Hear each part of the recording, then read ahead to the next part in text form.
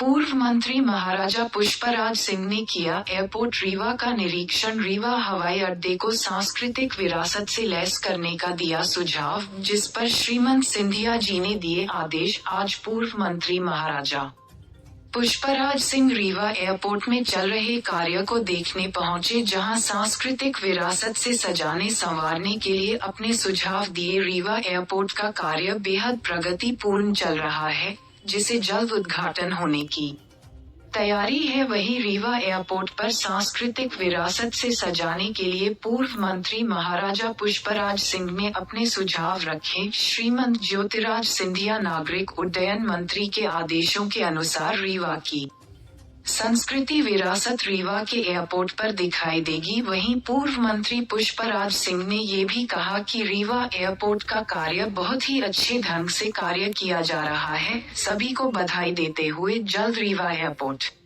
बनकर तैयार कर रीवा की जनता को सुविधा प्रदान की जाएगी।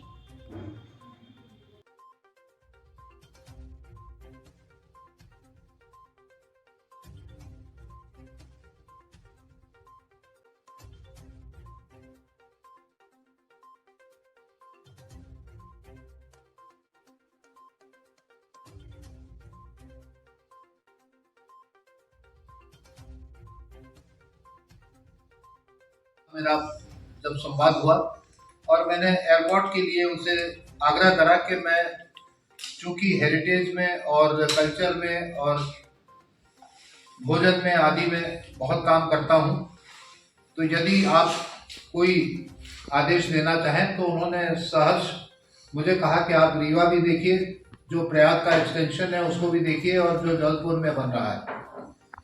तो कल रीवा का हमारा एयरपोर्ट का निरीक्षण मैंने किया सारे समस्त एविएशन डिपार्टमेंट के अधिकारियों के साथ में, जहां एक अच्छी बात तो ये लगी कि लगभग 20 से 25 दिन हम समय से पहले चल रहे हैं काम में।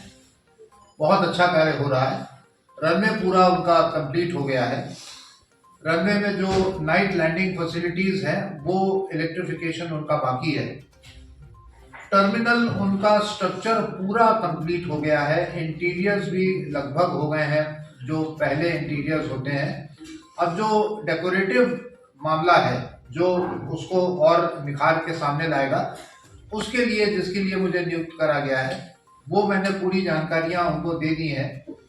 मैं आदरणीय मीडिया के साथियों से भी आग्रह करूंगा कि आपके पास भी कोई अच्छे दुर्लभ यहाँ के फोटोग्राफ्स हों तो आप उनको हमारे माध्यम से उपलब्ध करा सकते हैं, जिससे हम रीवा की जो छवि है, रीवा का जो एक गौरव है, विंध्य की जो एक पहचान है, विंध्य की एक जो क्षमताएं हैं, वो हम कैसे प्रदर्शित कर सकते हैं। क्योंकि कहा गया है कि एक पिक्चर कम से कम 10,000 शब्दों के बराबर होता है। तो जहां हम एक पिक्चर दिखाएंगे तो आप समझ लें कि कोई अगर 10,000 शब्द लिखेगा वो फीके पड़ जाएंगे, वो पिक्चर बहुत महत्वपूर्ण रहेगी। तो इस प्रकार से पूरा एयरपोर्ट का हम लोगों ने भ्रमण करा और उसके सारे फोटोग्राफ्स भी हमने कल तुरंत शाम को आदरणीय सिंधिया जी के यहाँ से आदेश आ गया कि आप एक एक पॉइंट का डिस्क्रिप्शन दे दीजिए कि कहाँ पर कितना काम हुआ है और कितने परसेंटेज अभी काम बाकी है, जिसकी मैंने पूरी सूचना आदरणीय मंत्री जी को दे दी है। रीवा को एक बहुत बड़ी ये सौगात माननीय प्रधानमंत्री जी की कृपा से जो उन्होंने उड़ान एक योजना शुरू करी, जिसमें छोटे छोटे क्षेत्रों में एयरपोर्ट्स विकसित किए जा रहे हैं, उसी प्रकार से लगभग 250 एयरपोर्ट्स हमारे पूरे देश में विकसित हो रहे हैं, जिनमें से अयोध्या जैसे खुल चुके हैं। तो ये एक रीवा के लिए एक सौभाग्य की बात है कि हमें एक अच्छा हवाई अड्डा मिलेगा। मैं ये कह सकता हूँ कि हम आज तक 50 साल बोलते थे कि हवाई पट्टी, अब हम अगले कई साल बोलेंगे, हमेशा के लिए बोलेंगे हवाई अड्डा। धन्यवाद। लगभग 2 महीने से मेरी आदरणीय सिंधिया जी से, नागरिक उड्डयन मंत्री जी से बात हो रही है और हम लोग रीवा के एयरपोर्ट के बारे में, प्रयाग के एयरपोर्ट के बारे में और जबलपुर के एयरपोर्ट के बारे में काफ़ी चर्चा कर रहे हैं।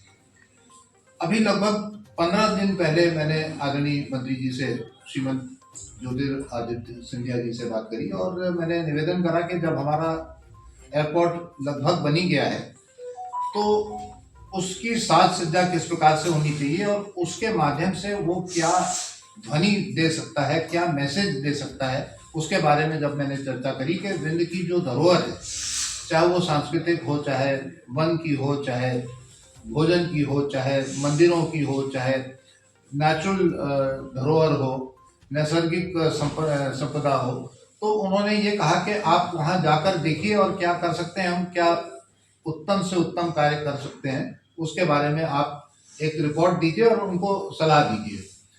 तो मैं पहले चरण में आपके रीवा के एयरपोर्ट का कल निरीक्षण किया, उनके डिपार्टमेंट के सारे अधिकारी मेरे साथ थे और जहां एक अच्छी बात ये देखी कि लगभग हमारा वहां पर 70% काम हो चुका है और लगभग 20 दिन हम बिफोर टाइम चल रहे हैं। 20 दिन हम बिफोर टाइम चल रहे हैं, जिसके लिए मैं एविएशन डिपार्टमेंट को और जितने भी उनके साथ में जो एजेंसीज हैं जो काम कर रही हैं उनको मैं साधुवाद देता हूँ, धन्यवाद देता हूँ, बधाई देता हूँ। तो ये सारी चीज़ें वहाँ पर देखने के बाद हमारे पास बहुत वहाँ पर पॉइंट्स हैं जहाँ हम अगर अपने फ्लेक्सेस लगाएंगे, अगर हम वहाँ पेंटिंग्स करेंगे, अगर स्केचेस करेंगे, अगर इंफॉर्मेशन बोर्ड बनाएंगे, तो हम पूरे विंध्य को रीवा में आने वाले यात्री से परिचित करा सकते हैं और एक प्रकार से विंध्य वो द्वार बनेगा जहां से आपको कहीं भी जाना हो, आपको रीवा और विंध्य के चप्पे चप्पे की सारी इंफॉर्मेशन मिल जाएगी। तो ये काम हमने कल किया, पूरा उस क्षेत्र को देखा। रनवे पूरा का पूरा तैयार है, केवल लैंडिंग लाइट्स जो फैसिलिटी है वो उनकी बाकी है।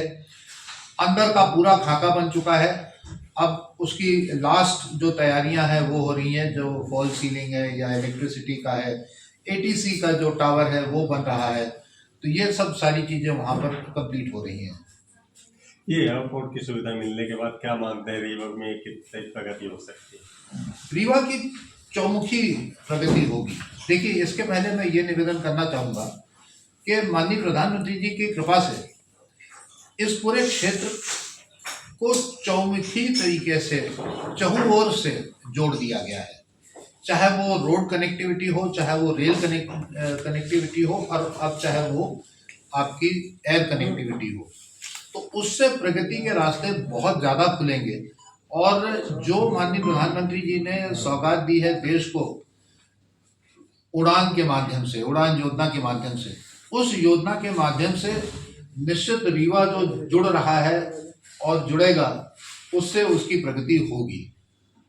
ये पर्यटन के क्षेत्र में क्या मानते हैं कि क्या यहाँ पर्यटन स्थल होगा? केवल पर्यटन ही नहीं, पर्यटन तो निश्चित उसका एक बहुत महत्वपूर्ण अंग है। कोई शादी में भी आए तो भी वो एक पर्यटक होता है, कोई किसी भी कार्य से आए, कोई अपने गवर्नमेंट ऑफिस में आए, कोई प्राइवेट ऑफिस में आए या कोई पर्यटक बन के आए, वो पर्यटक ही होता है। तो पर्यटन तो इससे बहुत बढ़ेगा और जो हम 5 साल रीवा व्हाइट टाइगर सफारी को आगे नहीं बढ़ा पाए, बहुत सारे कारण थे उसके, वो मुझे लगता है कि 1 साल के अंदर ये एयरपोर्ट के खुलने के अंदर व्हाइट टाइगर सफारी इससे सबसे ज़्यादा बेनिफिट होगा, इसमें कहीं कोई शक नहीं है। हमारा जैसे उत्तराखंड में 4 धाम बना के उसको एक बहुत बड़ा हाइप बनाया गया है और एक बहुत बड़ा पर्यटक क्षेत्र उत्तराखंड ये 4 धाम के नाम से हो गया, 4 धामों के नाम से, जबकि वहाँ धाम एक ही है। लेकिन अगर हम चाहें तो हम लोग कम से कम 7 धाम और एक हमारी मैहर माता को लेकर ऐसी एक टूरिज्म एक रचना कर सकते हैं, एक रूट रचना कर सकते हैं, जो मैंने पहले भी कहा था कि ओरछा से अयोध्या के बीच में, तो उसके बीच में चाहे वो चित्रकूट हो, चाहे वो बांधवाधीश हो, चाहे वो महामृत्युंजय हो, चाहे वो दृढ़ेश्वर हो, चाहे वो हमारे गुड़ के हो, चाहे वो देव तालाब के हो, ये सारे हमारा रानी तालाब हो, ये सारे के सारे क्षेत्र हम उनको टूरिज्म के साथ में जोड़ सकते हैं और सब जगह एक केवल अगर कोई ओरछा से अयोध्या के बीच में मंदिरों की यात्रा करना चाहेगा तो वो बहुत सफलतापूर्वक कर सकेगा और उससे उसको बहुत लाभ मिलेगा। उसके अलावा हमारे पास बहुत बड़ा खजाना है हमारे ऐसे महापुरुषों का जिन्होंने कहीं ना कहीं शास्त्र में, अध्यात्म में और रामायण में और नाटक में अपना योगदान दिया है। चाहे आप महाराज विश्वनाथ सिंह जी का नाम ले लें तो आनंद रघुनंदन, आप बीरबल का नाम ले लें तो बीरबल यहाँ थे, आप तानसेन जी का नाम ले लें तो तानसेन जी अपने विंध्य में थे, ये सारे, आप बाण भट्ट जी का नाम ले लें तो बाण भट्ट जी यहाँ पर थे।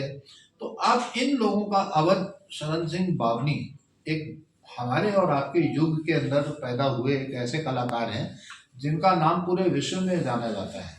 तो हम उनको भी कहीं ना कहीं वहाँ पर एक सम्मान देंगे। जैसे प्रयाग एयरपोर्ट में आप देखें तो बहुत सारे मनीषियों का, बहुत सारे शास्त्रियों का, बहुत सारे संत और महात्माओं का वहाँ पर फोटोज आप देखते हैं।